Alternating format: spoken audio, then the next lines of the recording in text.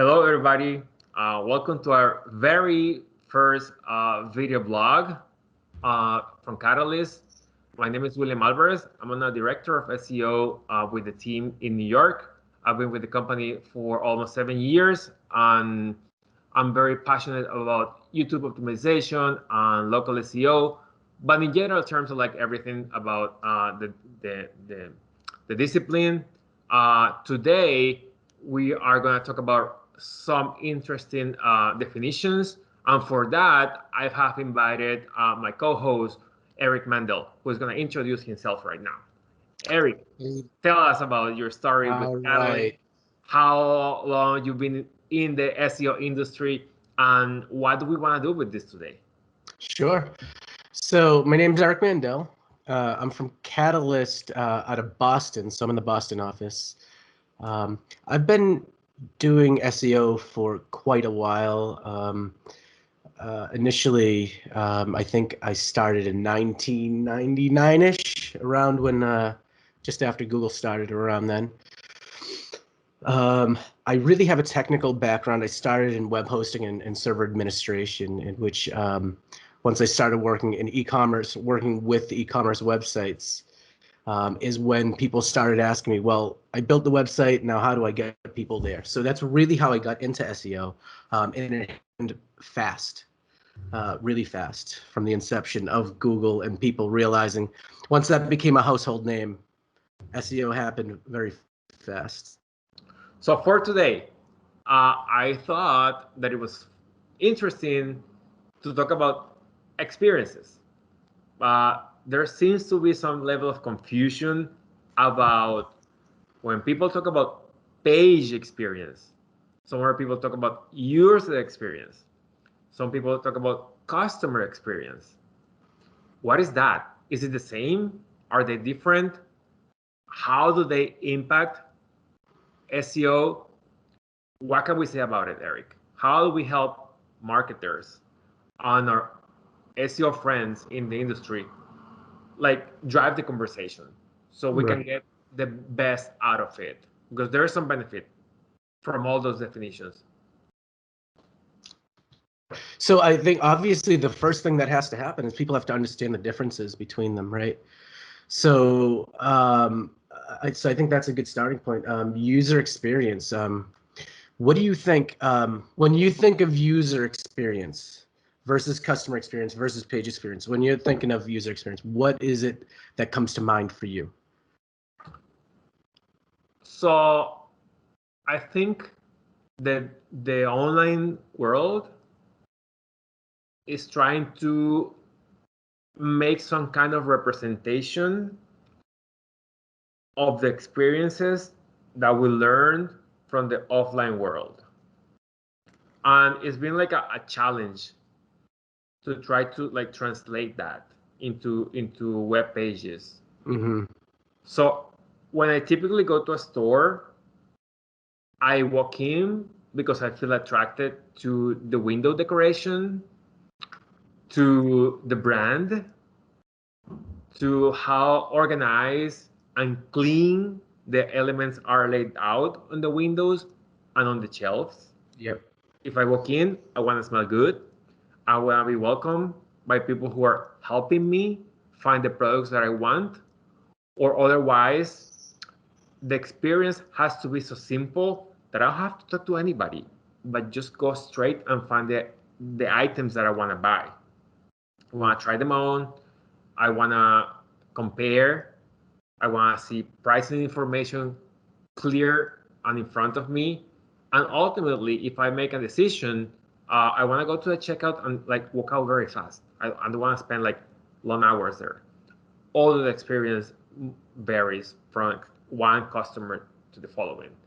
So that is the thing that website owners are struggling to do. And that is the type of user experience that I'm trying to describe. So how all the elements that I just listed, including customer service, the design layout of the store, how the physical location is looking. Is it in a good neighborhood? is not, or maybe that's what it is. It has to be in a specific geographic area. What is the kind of experience I'm getting off that? So Right. for me, user experience is like the combination of all of them. And in the case of search, Google has always said repeatedly, we want to reward pages that offer a good user experience. But they never went into like explaining what that really means for website owners, especially. And that's when people start saying, I have a nice design layout, but it's slow. I have a nice page, but it's not mobile compatible. The technology that is being used is not optimizing the way that Google can understand the content.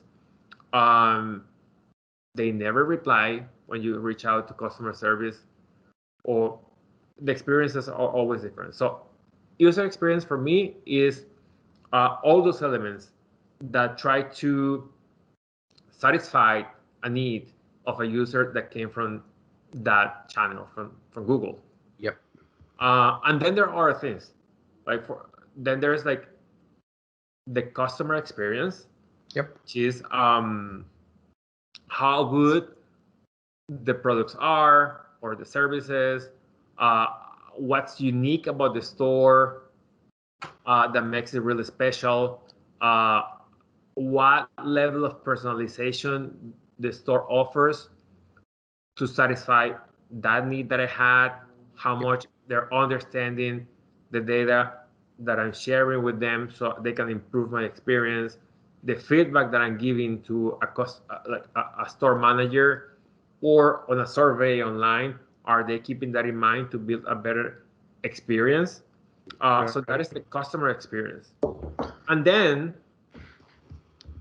for me, it is not the last thing. It's like all plays together at the same time. Is the concept of the page experience that Google is communicating, that is going to be a ranking factor in 2021. But I think it was always there in some fashion. That has to do with are your pages loading fast enough to present the content in a timely fashion so users can satisfy their needs when they want them? Is it like mobile compatible? All those things, So that's for me. What do you think about the definitions that you gave? Yeah. So I agree with everything you said. I think the user experience really has to do is the conglomerate of all of the customer experiences all together. How do you feel after you've done each experience? In your store scenario, you mentioned you walk in the door, or you see the store first. This is one customer experience. When you walk in the door, how is the store laid out? Is it clean? Does the store smell nice? All of this. This is a completely separate experience. Maybe if it's a shoe store, you're trying shoes on. How is that process? Is it easy to get the shoes? This is a different customer experience. All of the customer experiences together, when you leave that store, provide you, that is your user experience. That's your overall user experience. And I want to note too, one bad customer experience, friction in one area can really devastate the whole user experience. And that's one of the things that I think is really important for users to know, for website owners to know, is you can have a beautiful looking site, like you said. You can have the best e-commerce system. You can have great pictures of the products and videos. But if for instance the page loads are slow, you might have the greatest system in the world, except the pages load slow. Google uses, like you were saying, they use all of these different, what they're calling web vitals, to decide how well each page is performing. If you get to the checkout, everything was amazing up until that point. You hit checkout and you just see the ball going around, and it never never actually checks you out, or you're not sure if it did, that creates a terrible user experience, even though every single, even if all of your page, even if every page experience, even if they were fast, even if everything worked well except for that. So I think it brings it all together. I think the user experience is how you feel. It's almost how you feel after you left the site, right? Then you can judge your experience. Probably reviews that you get are based mainly on the experience, the user experience, where they'll go into detail maybe about each customer experience. They'll say, you know what, the store looked great, it smelled great, I went to the checkout up front, and the girl didn't know how to use the register, so it ruined the experience. So instead of giving you 4 or 5 stars, I'm going to give you 1 or 2 stars. That type of thing. So that's how I see it. That's how I see user experience versus customer experience.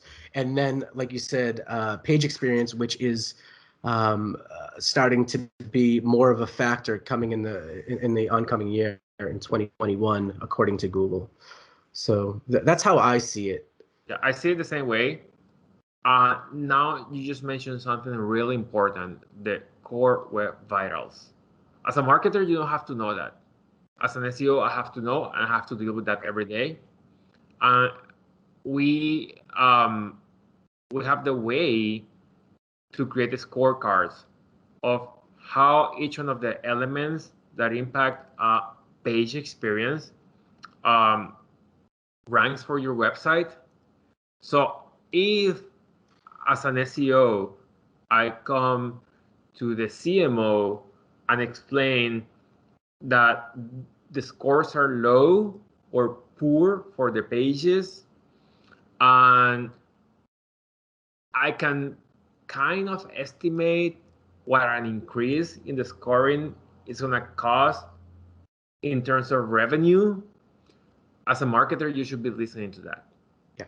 I think every time you see something that is like orange or red in a scorecard coming from SEO, you should worry about that, because it takes time between the time that you inform it, the time that you make it an actionable item and put it in your queue, and that goes through all the rounds of approval to get it implemented.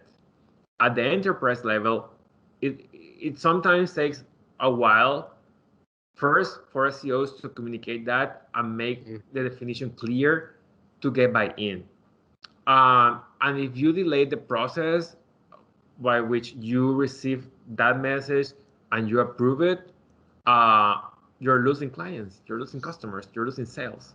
Yeah. And it's like we get hit very frequently, or in some situations where CMOs come and say, how can we like improve our revenue from the organic search channel? I don't see that happening yet. But also, you are not approving what you have to approve when it was informed. And that's a really key aspect of it. As for what is more important, well, user experience is the whole, and it's always important. So in terms of prioritization, when your designers tell you that you need to do some improvements, look into how that can be accommodated. When your SEOs talk to you and say, hey, this is important, it's critical, take it very seriously and make it work together. I also see like a problem when companies say, we have to prioritize design first because our logo is horrible from 20 years ago. Yeah, that is important, but SEO is equally important, and conversion rate is equally important. Yeah. And all the elements are important all together, and they work in concert. Yeah, I think one important thing that people miss out on is I think the term SEO, which stands for search engine optimization, is a little bit misleading because it's not really, it used to be what we did. And SEO is now responsible for the performance of the website performance as a whole. They're responsible for the bottom line. So I like to refer to it as website optimization or or whatever. There's so many hats that we wear. But the one thing that I really, that people need to understand is when we optimize a site, when we make recommendations, whether it's technical recommendations, whether it's experience recommendations, when implemented, they're gonna help with every single channel. If we do conversion rate optimization, we're gonna see increases in paid, in direct. We're gonna see increases, bottom line increases in search engines, from search engines. We're gonna see it from email, everything. Everybody that uses the site to convert will be affected positively if the site is optimized appropriately. So that's something I really like to point out, because I know there's a lot of conversations about what SEO, about what SEO is and what it covers, and a lot of people see it in different ways. And there's niches. Some people just do technical stuff. Some people just do content and that type of thing. But really, as a director, which we both are, a director of SEO, we need to be responsible for all of that. And generally, that's what we focus on. It's the entire user experience, which is responsible for the bottom line, the revenue, the conversions, whatever it is, a website, whatever the goal of a website is, and whatever you as a marketing manager, whatever your goals are, is the SEO's job to support it with whatever's on the website, however we do it. Yeah, I think we have.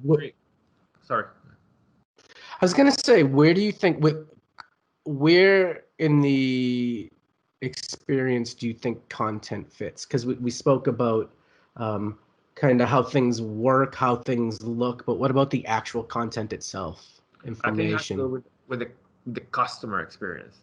Yeah. What I'm putting in front of the users to guide them through the process. Mm-hmm. In a very typical, bad scenario of page optimization is when you go on an e-commerce and you land on a product category page. Yeah. Like 100 or 200 images of the products in different colors without any type of organization. Yeah. And there is no always a shopping guide or a shipping guide or the size charts or what other people are saying about the same products, what the most popular are, how they feel after they purchase the product. So in some modern e-commerce websites, I see that there is user generated content. There is embeds of the Instagram stories and the posts with people saying this is amazing. Yep. The reviews and stuff like that. So high quality content has to do with what can I say about the product in terms of features. What can I say about how is working for others who already purchased the same item, and what other level of research, innovation I can talk about that product. It also has to do with tools that help me refine my purchases. Or let's say you're gonna buy a music instrument, and then you want to know how to fine-tune the instrument. What if I enable a tool that helps me simulate the process online in virtual reality? Or high quality content has to do with the implementation of new technologies. I'm not going to be able to go to the store anymore. I'm going to order online, but I want to see how this awesome violin looks under my desk. I can bring it on a 3D and augmented reality experience. That is enhancing my experience with the store, and that is high quality content as well. Right. So that on top of whatever you want to do on the website. Maybe you have a content hub where people can go and find information that they need.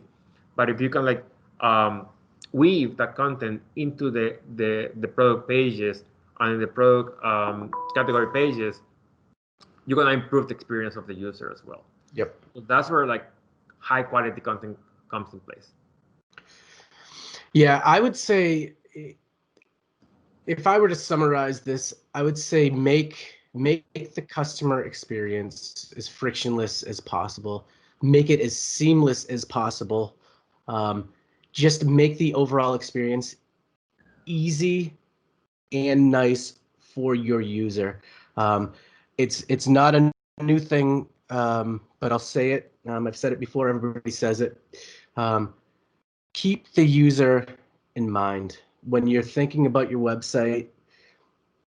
Make sure you focus on the user. That's what I would say. Yeah. You know what's fun? FAQs. We're always talking about FAQs. And FAQs, when you make them available on a page, they're an awesome self-serve experience. And like marketers sometimes don't understand why FAQs are important. Beyond all the benefits that has to do for organic search on these days. Yep. When it comes to like representations of queries or questions that people are asking directly on the search results pages, etc. So that is another example I just remembered. So anything else you want to say before we wrap it up? Just focus on the user. Yeah, the customer always is right? That's what they say. So thank you, Eric. I think this was a really great and insightful conversation that we had today. We're going to continue doing this on a regularly basis. Yep. So stay tuned and thanks for watching. Until the next time.